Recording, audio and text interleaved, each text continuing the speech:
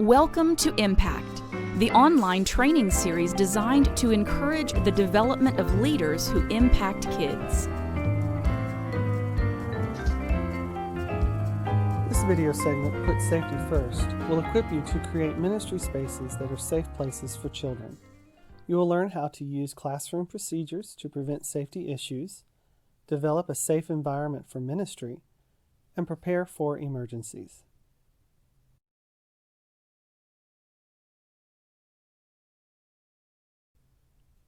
What safety precautions do you see being taken on this site? What would happen if those safety precautions were not taken?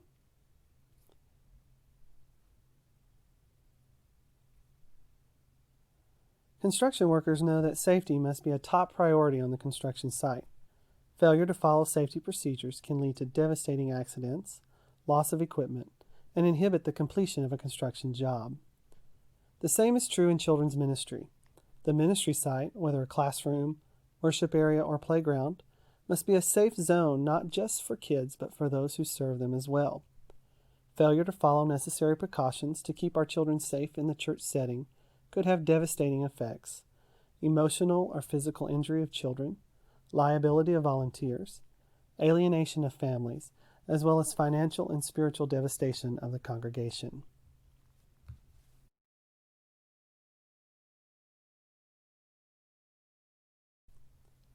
Before we discuss anything else, I want to zero in on the number one safety device for your ministry. It's not a great discipline plan, emergency procedures, or even a fire extinguisher mounted on your wall. It's prayer.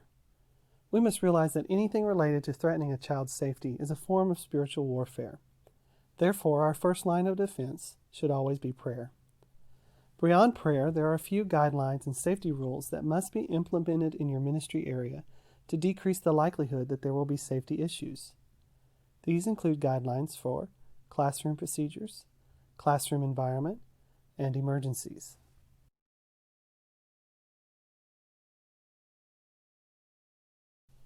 As children's ministers, it is important to develop a list of procedures that help ensure safety during ministry time.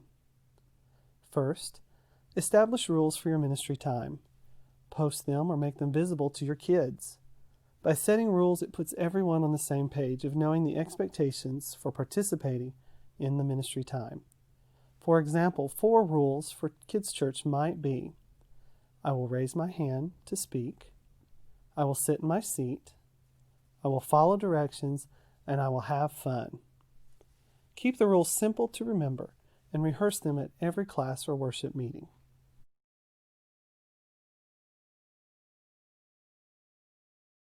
Along with rules, you'll need to have a plan for discipline. Appropriate discipline could include warnings, time out, and one-on-one discussions with the child. In children's ministry, it is never acceptable to spank, shake, hit, grab, or otherwise physically discipline a child, even if you have parents' permission.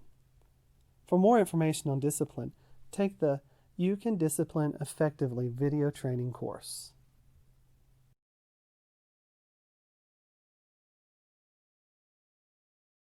Whenever you have children in your ministry, there should always be adults present. Never leave a room unattended. In your class, always follow the 2-adult rule. A child should never be alone with just one adult. 2 people should accompany any child leaving the safety of the larger group. One of these people should be at least 21 years of age, and the 2 people should be unrelated. If possible, make sure that one of the adults are there the same every week so that the children recognize that person and begin to build a relationship with him or her. This is especially important for younger children.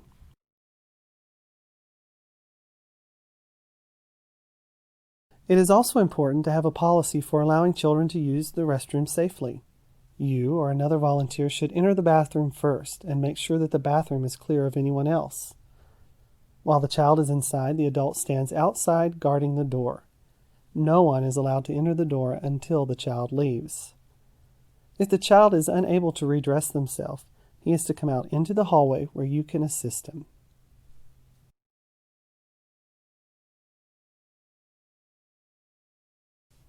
Finally, know where parents are at all times. If a parent is needed due to a child's injury or emotional discomfort, there should be a plan for reaching parents quickly by cell phone or an emergency contact.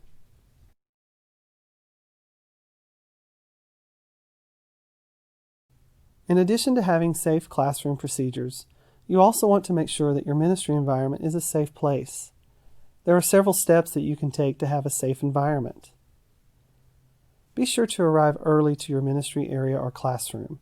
This ensures that no child is left unattended in the area and also helps you establish control of the ministry area.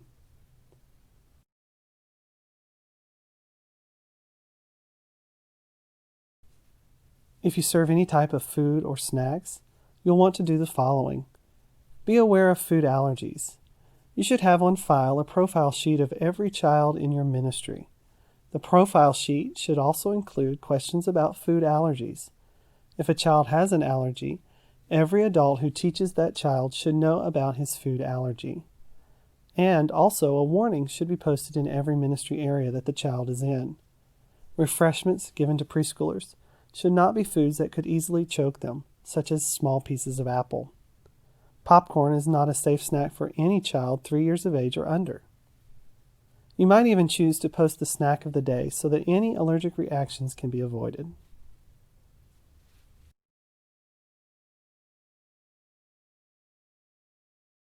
Violence can occur at any time during a children's ministry session. Violence includes any physical or destructively forced behavior. In the event of a physical altercation, the children involved in the physical violence should be immediately separated, removed from the children's ministry area, and parents or guardians should be notified of the incident and pick up the child. It is a good idea to have someone in your congregation who is willing to remove the child, call his parents, and stay with him until his parents arrive. Post that person's cell phone number in your room for easy reference. It's always our hope that you will never need to make that call, but it is important to be prepared. Many churches require that any child involved in a violent behavior make restitution for damages, seek forgiveness, and be removed from activities for a given amount of time.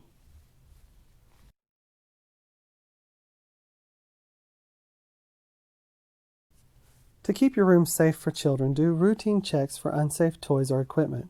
Additionally, get on your knees and see the environment from a kid's perspective. Is there anything on their level that is unsafe? It only takes a small amount of time to change something that could cause major problems for children.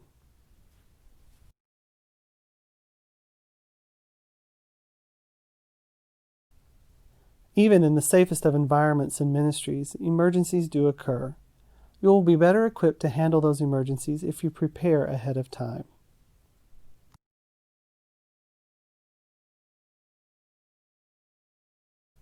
If a child becomes ill during class time, the parent should be called immediately. If the parent cannot be located, the contagious child should be isolated from the other children.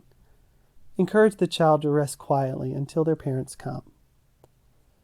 It's a good idea to have a list of church attendees who have first aid training or medical education and background. Be sure that there's a first aid kit in your classroom.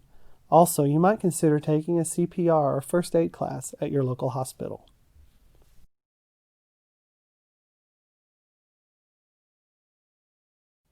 To prepare for an emergency such as a fire, decide upon the most effective way to evacuate the building.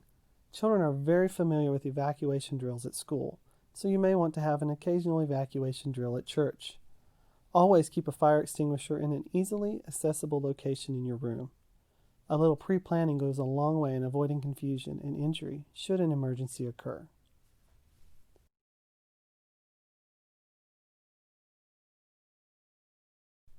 As the years have passed, there have been more and more occurrences of missing children. Frequently, children have been kidnapped by a non-custodial parent. The children's ministry of the church is a prime place for kidnapping, especially if precautions have not been taken. Workers should only release a child to the person who brought him or her, or someone else previously approved by a parent or guardian.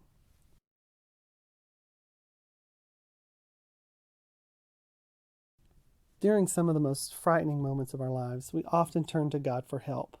We look to God because we know that we are loved without reservation and that we are safe in His arms. We want to model that same feeling of safety in our ministries.